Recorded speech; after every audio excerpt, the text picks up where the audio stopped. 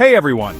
Today we're going to show you how to easily transfer ownership of a GitHub repository, step by step. First, head over to your GitHub account and open the repository you want to transfer. Make sure you're an admin of this repo. That's important. Click on Settings in the top right corner of the repo page.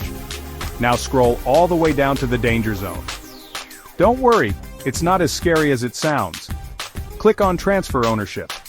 GitHub will ask you to confirm the new owner's username or organization name. Make sure you get it right.